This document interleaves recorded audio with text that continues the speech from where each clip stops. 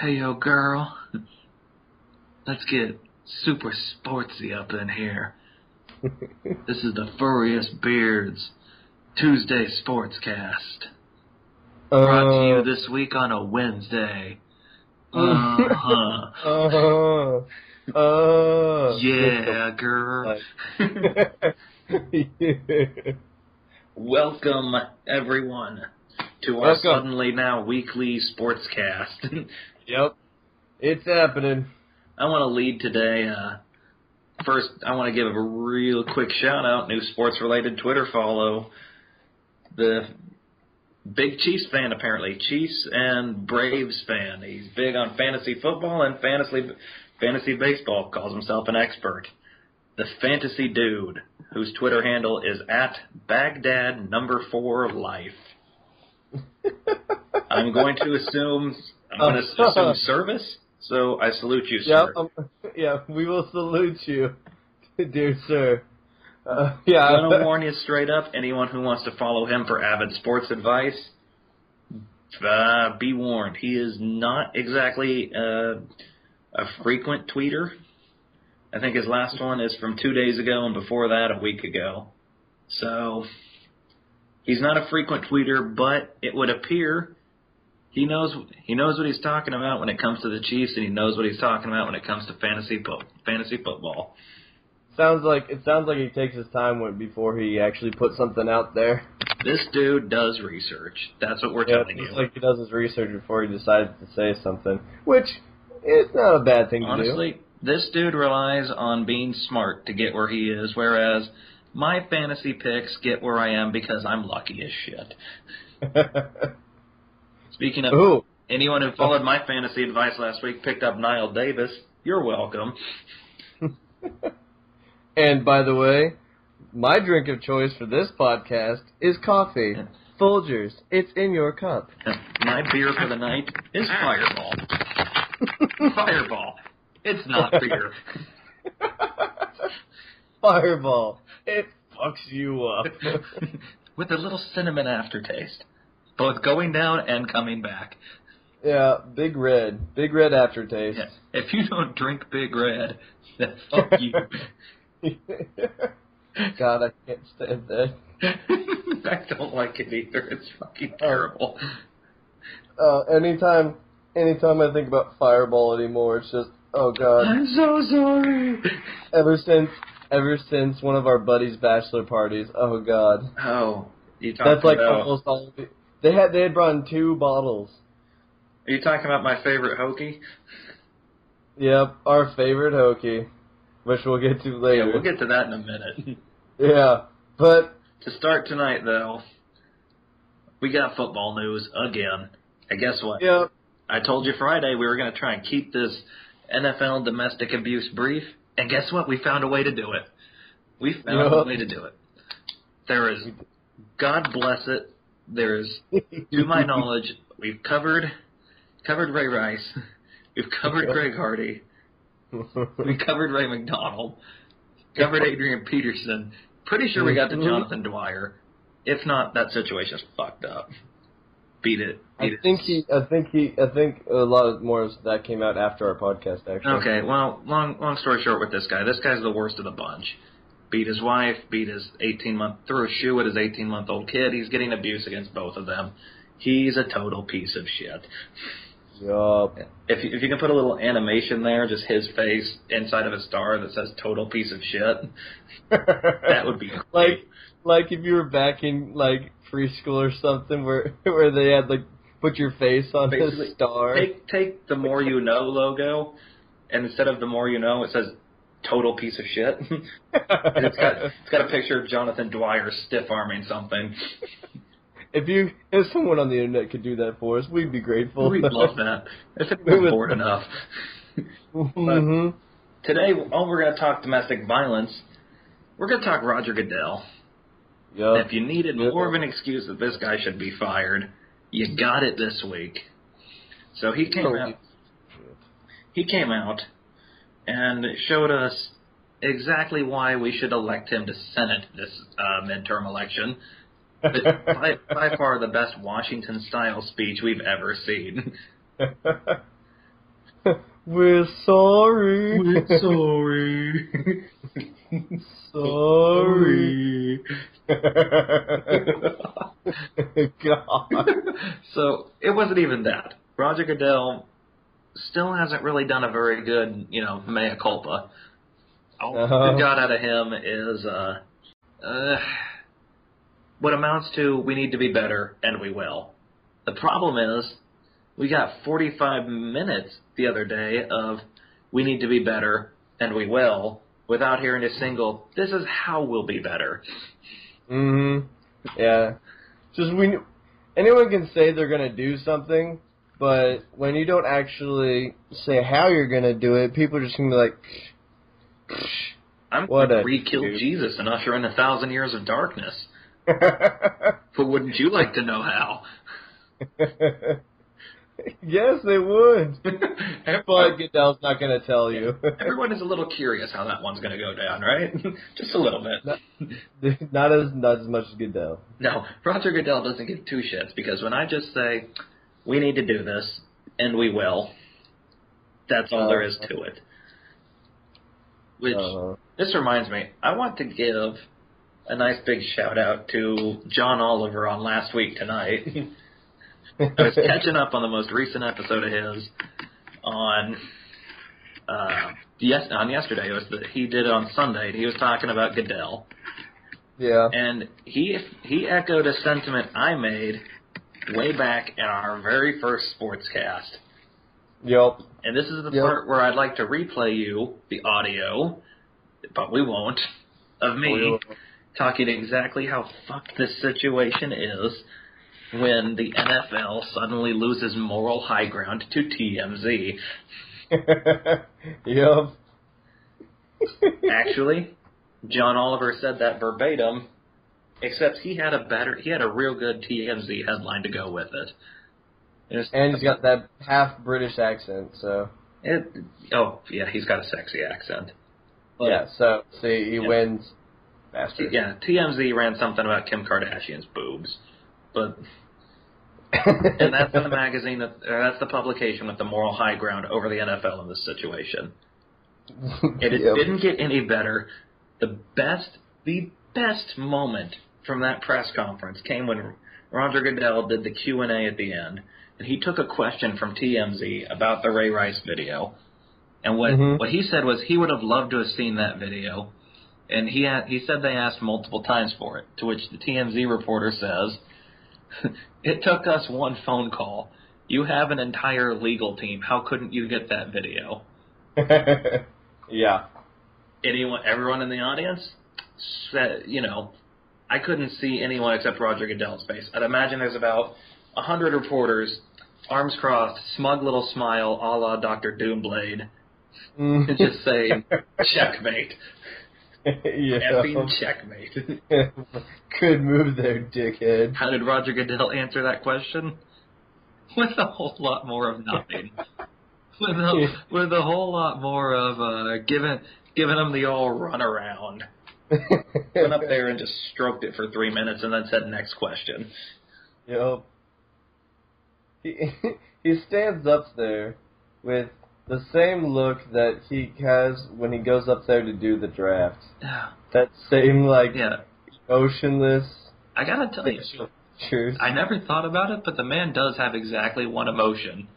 He is a Keanu Reeves problem.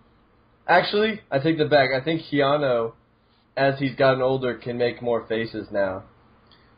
I think smile, frown, and be surprised. Yeah. Roger Goodell can just be a motionless robot. Yep. Which he might be. Internet, we need to find this out. Anyone with inside information willing to tell us whether or not Roger Goodell is a robot? Yep. Hit I only see him for important things, and then all of a sudden he goes away. I think he's a robot. Come on, we want to know. I want to see this trending in America. I want to see on Twitter. I want to see #GoodellBot. Yep, GoodellBot. I want to see it. I want people to start asking the real questions here. Yep. We have animatronics that can actually do things, and Goodell's the first one. I believe it. I'm gonna I'm going to kick us off right frickin' now. I'm going to tweet it live on the air, and you guys aren't going to see it till Wednesday. Booyah shaka. Hashtag Goodellbot. Put it out there. Put it to the masses. I will not sit by in the night knowing that some robots in charge of our nation's sport. I won't allow it. I won't allow it. I can't talk. Yep, this is something we can't abide. There it is. First official Goodellbot tweet. I want to see that trending whenever this video drops. All right, now we've given Roger the good old. We've given him the less runaroundish runaround that he gave us. Let's move on. Yeah. Let's start talking real sports. It feels like this is our third podcast, Sportscast now. Yeah. We are yet to have one physically devoted to the actual games that were just played. Yeah, we should probably do it. As of tonight, 5 games left in the season. The Royals currently stand 1 game back of the Detroit Tigers. And they just, tonight, put a whooping on the Cleveland Indians, 7-1. And Detroit barely edged out the Chicago White Sox. I'm talking, that is bullshit. The White Sox tied it up in the top of the 9th and everything. It's true. The Detroit Tigers, for all the talk, all you supposed experts out there at ESPN are talking baseball, saying that the Royals have no chance at this division. Are you watching? Hello?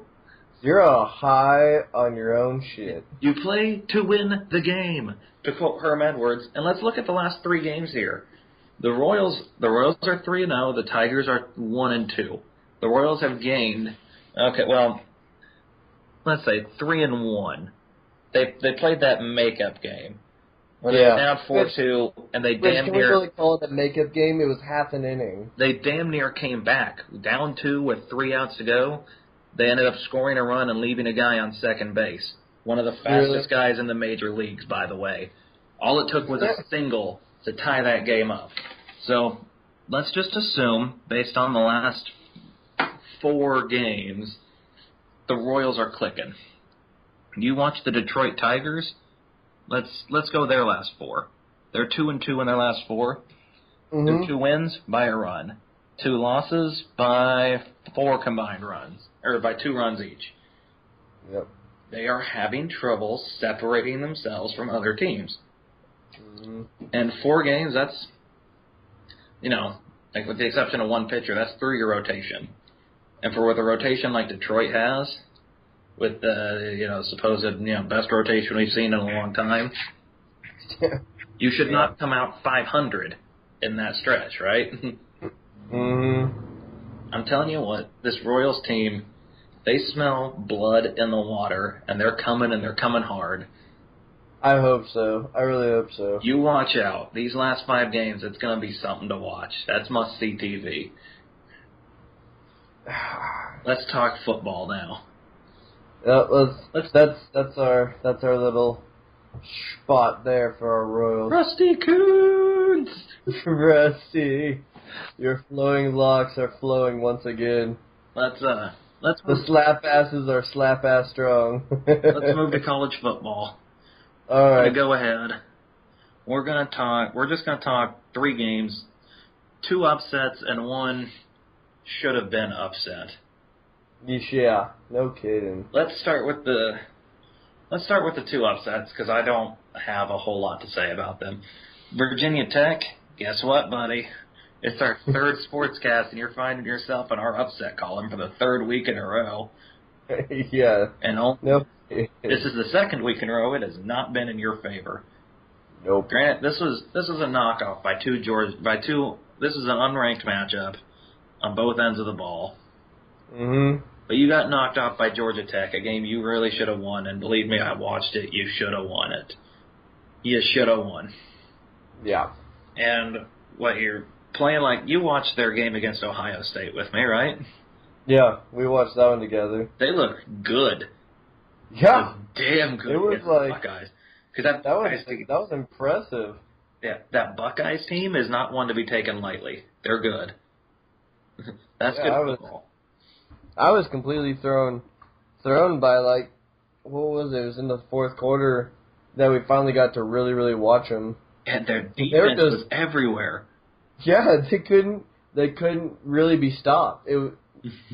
Every time J.T. Barrett would drop back to pass, he's on his ass. Yeah, yeah. They do like the delayed blitz or something. Uh-huh. They bring a corner in. It got back fast.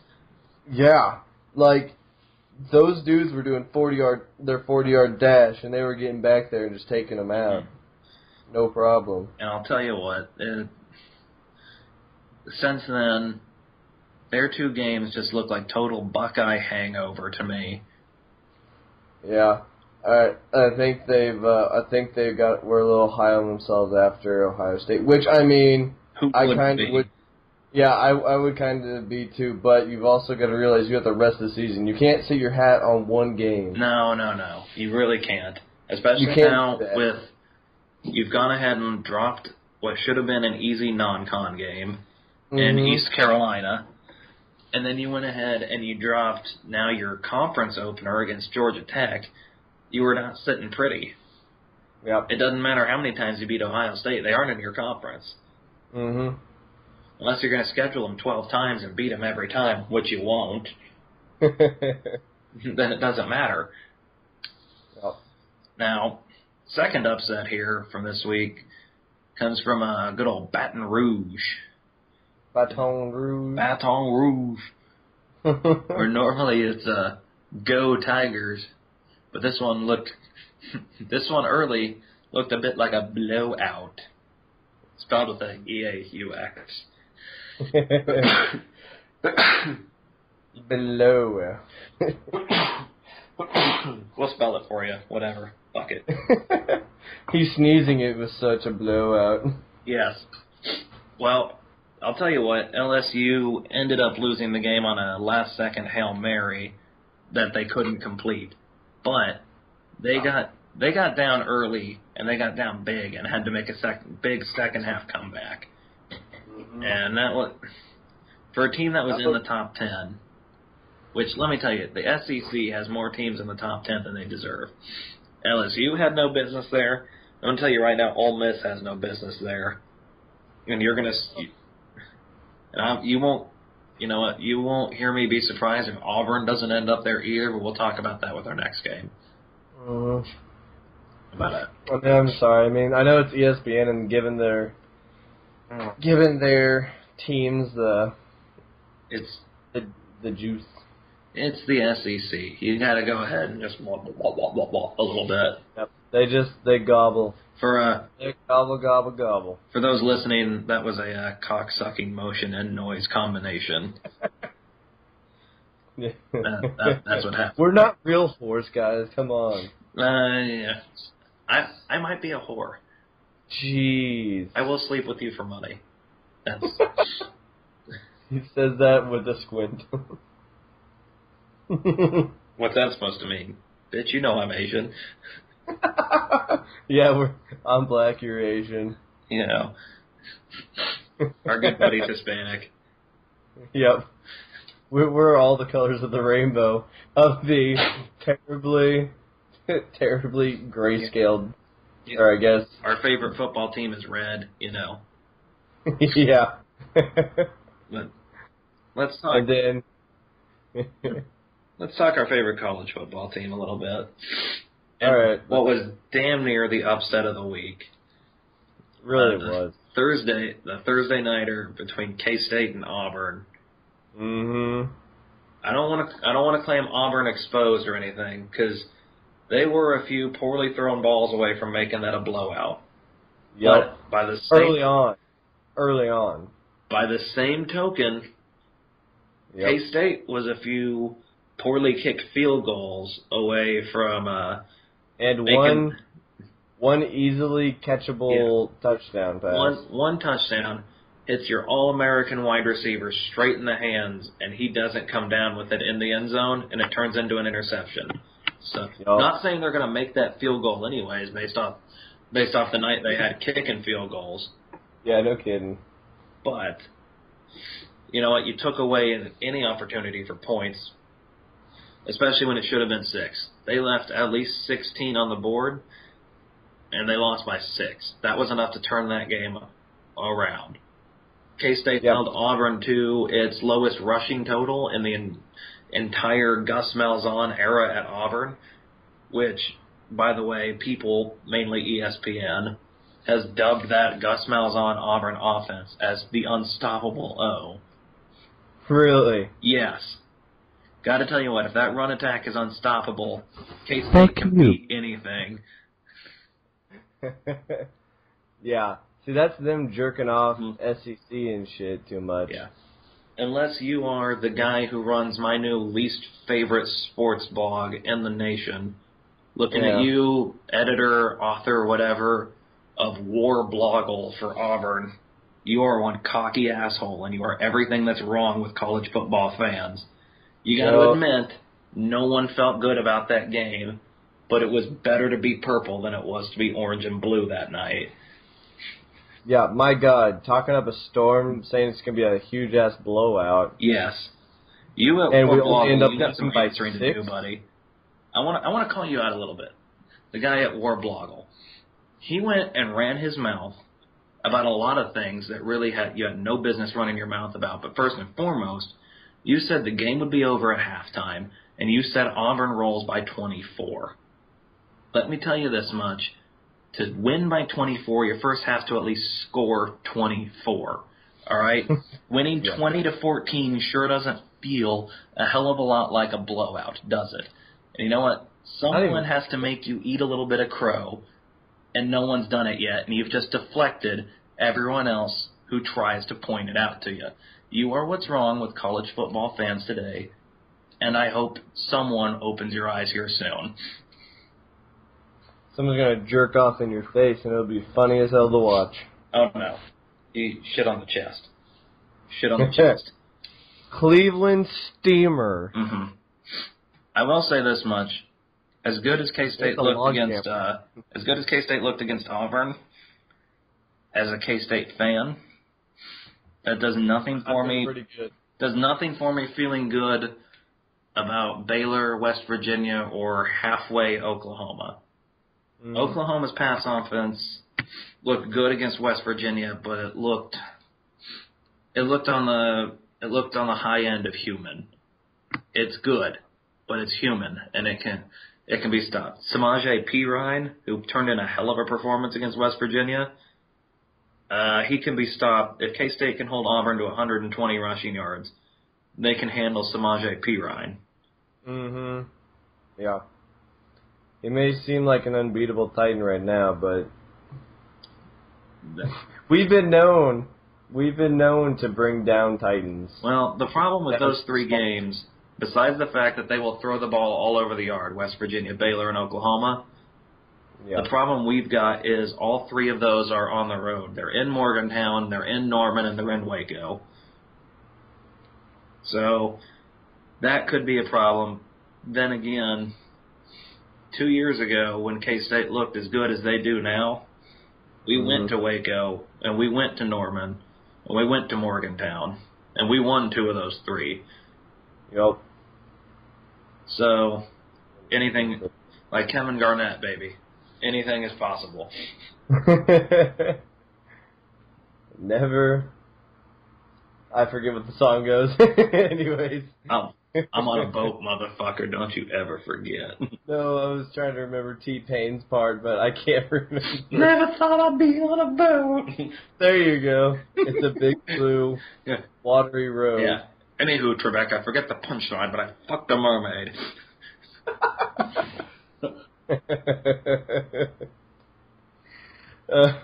Let's move on, NFL. There's not a whole lot of upset to talk this week. I was really kind of surprised when the Cardinals beat the Niners, but according to the records now, that's not an upset. The Cardinals are, as of right now, the best team in the NFC West, and the Niners are 1-2. So, as of right now, not an upset, not talking about it. What did come across as an upset, according to a lot of people on the good old ESPN, I say it with a southern drawl, and you know why. ESPN.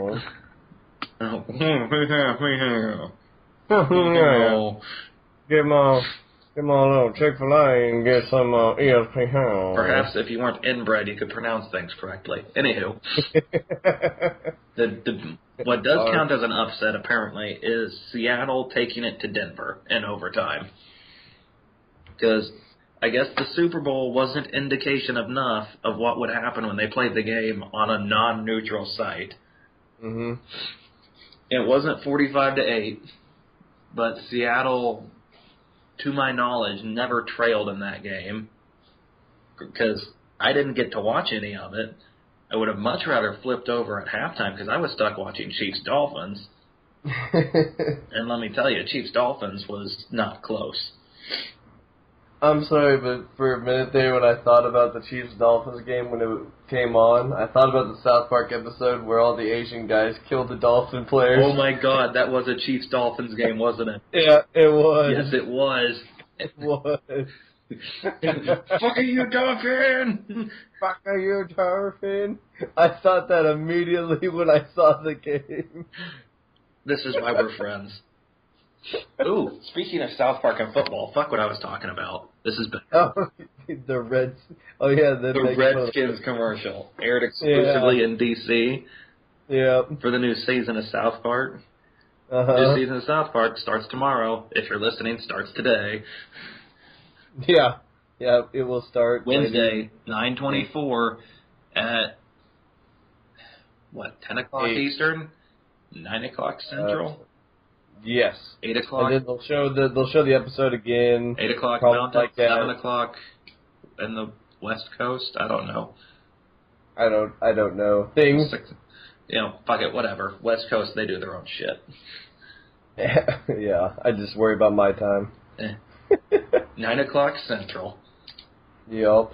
And then it'll play at 10 or 10:30 again. No, it'll play again at 11. Because 10 and 10:30 is Stewart and Colbert. And then at midnight. Oh, and then at midnight. Might be more at midnight. At midnight. So South Park will play again at 11:30 Central?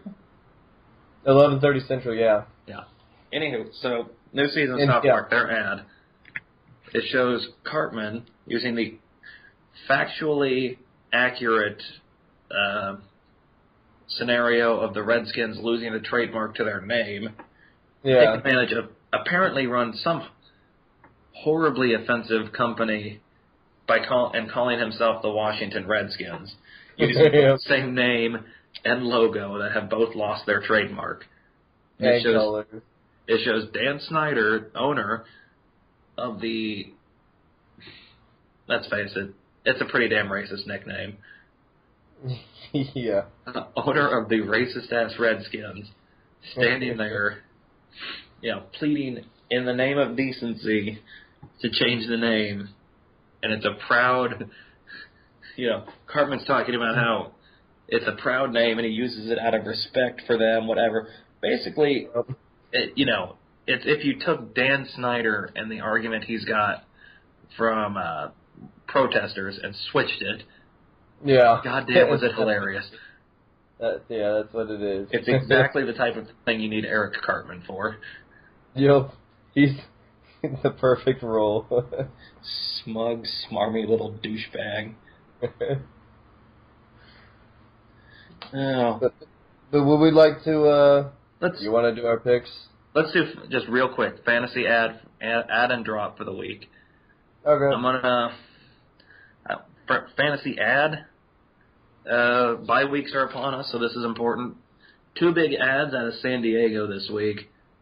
The running back, Donald Brown, stock is up. Because both Ryan Matthews and Danny Woodhead are hurt. And Donald Brown is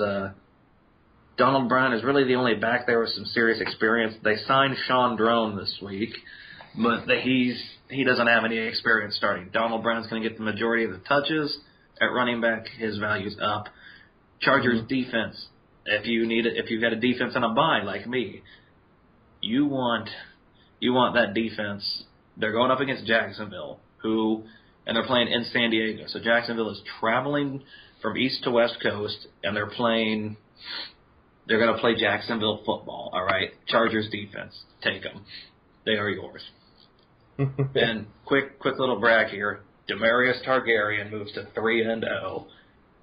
Ollie Lama moved up to 2-1. That's his fantasy teams for all you who have no idea what the hell he's talking about. Demarius Targaryen. I will take the division with blood and fire. As he shakes his laptop screen. All right, that's it for fantasy. We're gonna end our show here with something new we're gonna start doing. I don't know why we didn't do this earlier. We're figuring this shit out. Yeah, Sleeper and I, we're gonna go ahead, starting in week 4. We're gonna make our picks for every single NFL game this coming week, and we're gonna keep track of how many we get right, how many we get wrong in a wins-loss column. And at the end of the year, we're gonna figure out who's on top and who's behind. And I think come week 17, fuck. Keep going. I exactly realized what I said, and I'm embarrassed for myself, really.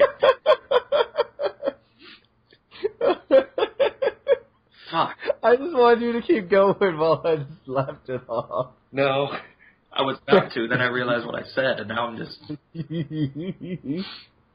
I'm in that place of where I want to be mad, but I can't. I want to be mad at myself. Anywho, long story short, I'm sure by week 17, Sleeper and I may agree to some little bet, winner v loser, that can make this nothing major, just enough to make it a little interesting. No money involved. Nope.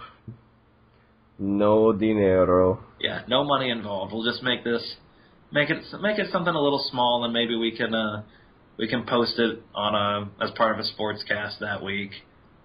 Yeah. For something interesting. We'll figure it out when we get there, but for the time being, let's start with you, Sleeper. Let's run games start this weekend, Thursday night. The New York Giants at the Washington Redskins. Who do you have, and briefly why? Okay. I will take the Giants, because I really don't believe in the Washington Redskins and their ability to really do things. Yeah, do the stuffs. Play the balls with their foot. I tell you what, this is a game that I think is going to be very defense optional. And as much as I don't want them to win a single game until they change their name. Well, sorry, folks, about that. We had some technical differences. Technical differences. But I believe we were with the Giants. Or you were picking your Giants. You picked Giants. I went ahead and I said I believe in Kirk Cousins and a healthy Deshaun Jackson. Defense totally optional. Redskins win in a shootout. Isn't Ware on the Giants? Where? Still? Yeah.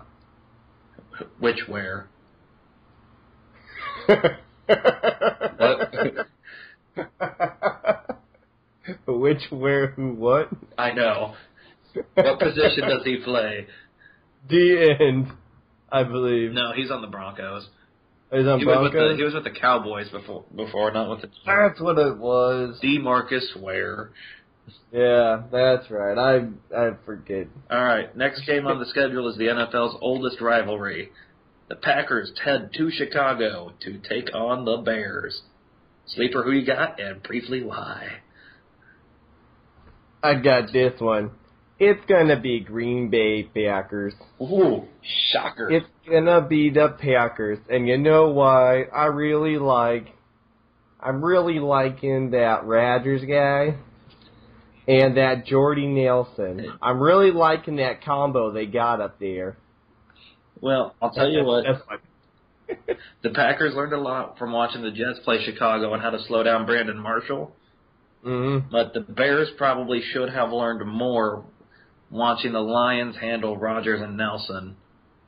And I think Jay Cutler has too many weapons to throw to, and Matt Forte is still a force in the backfield. Mm-hmm. I hate to disagree with you again, but Chicago takes this one, and I'm going to say Chicago takes it by at least 2 touchdowns. So give me Ditka and give me the Bears. Okie dokie. Hey, is the agreement just whoever wins, not by points? Yeah, it's just whoever wins, but okay. I'm going the extra mile.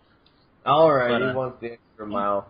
Let's, in, an early season bout of irrelevance, we're going to go ahead. We've got next up on the schedule Buffalo at Houston. I'll say Texans.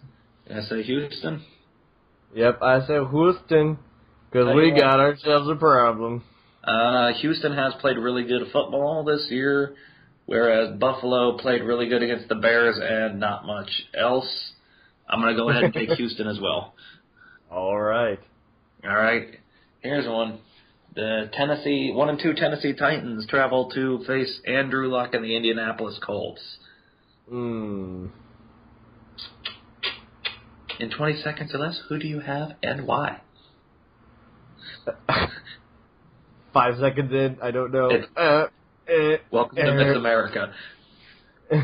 I don't, America, I'm going to put you down for America. I'll just go, huh? I'll put you down for America. America wins.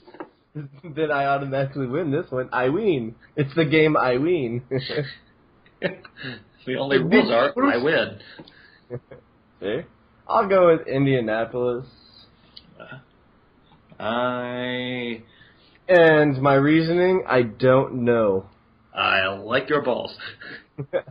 I love your balls. So,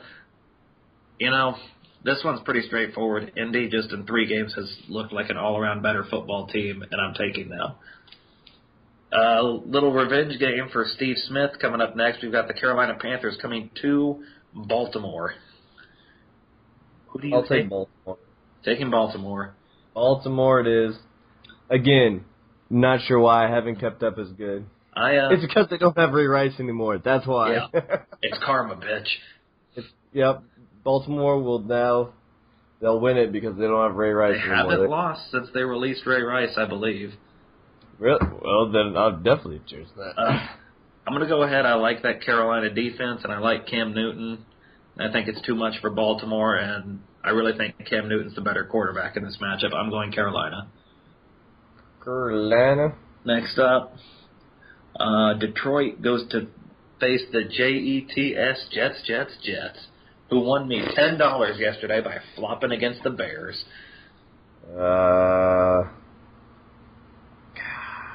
This one's a tough one. Not for me, it's not. Okay, I got it. Jets, let's go make a fucking sandwich. You got the Jets? Yeah, I'll take the Jets. All right.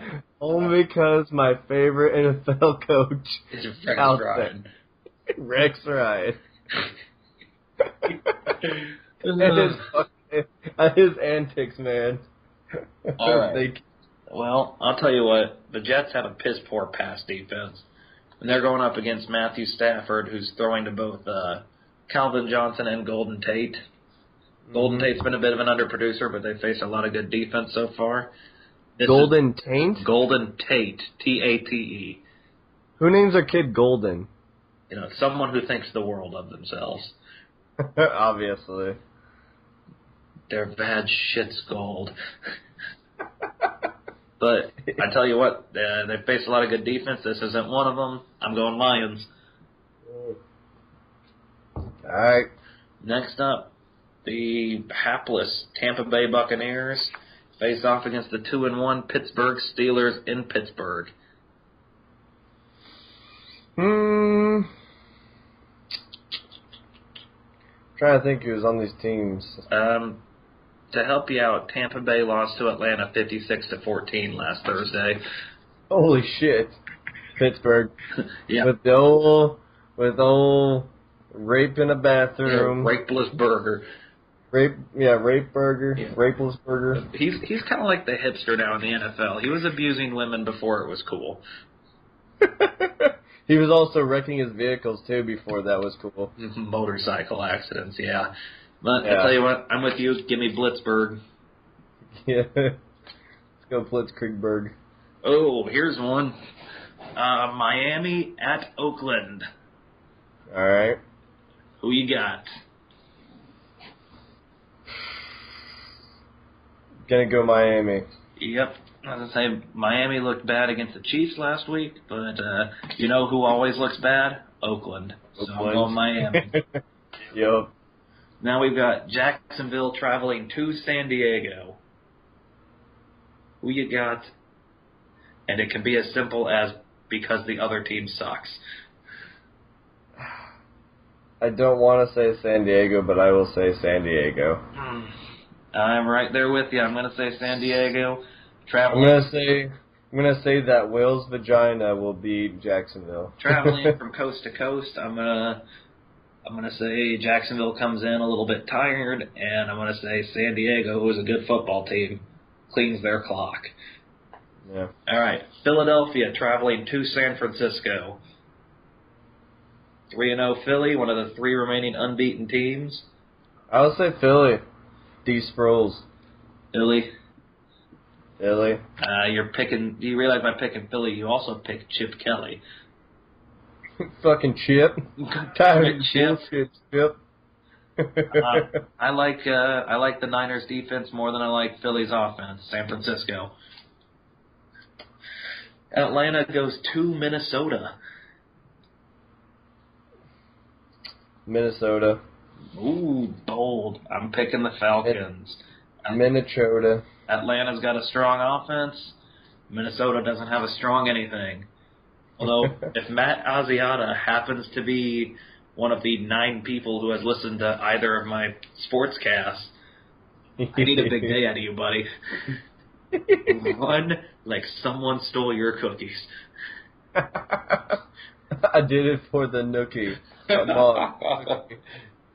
All right. You can eat that cookie. 2 games left. Sunday night, New Orleans goes to Dallas, and another one of those defense optional kind of showdowns. New Orleans, because I hate Dallas. You're right with me there, buddy. Tony Romo's a choke artist and Drew Brees isn't. That's the difference in this one. Tony Romo. You mean Tony Homo. Am I right? Up top, bro. Up top. Woo! Yeah! All right, that leaves the Monday Nighter. Monday Night Football crew comes back to Arrowhead with New England facing the Chiefs. Oh. Hello, everybody. Doo-doo-doo. Doo-doo. Tally ho. I'll go Chiefs. Ooh, you stole my thunder on that one. The Chiefs played some damn good ball 2 weeks in a row. Damn near knocked off Denver and took Miami out behind a woodshed. They're getting some solid players back in Jamal Charles and hopefully Eric Berry. Fuck are you, Dolphin? New England has looked rough this year. I'm taking the Chiefs. So we are unanimous on Sunday and Monday night. And unfortunately, we aren't unanimous anywhere on a whole lot of other stuff. We're both on Houston and Indy. We're both on Pittsburgh, Miami, San Diego, New Orleans, and Kansas City. So that leaves half the games where we differ. And so by the end of the week, we will have seven games deciding this week. So half of them, I'm just rambling. I'm Anson My Eyes Johnson. I got ants in my eyes. Can't see a thing. But I also can't feel stuff, but it's not as catchy. All right. Well, with that, let's get out of here. Hey, girl. Good night. It's time to leave y'all ladies to go. I'm gonna say good night, but I'll still be here tomorrow, girl. Later. See you on the flip side, girl.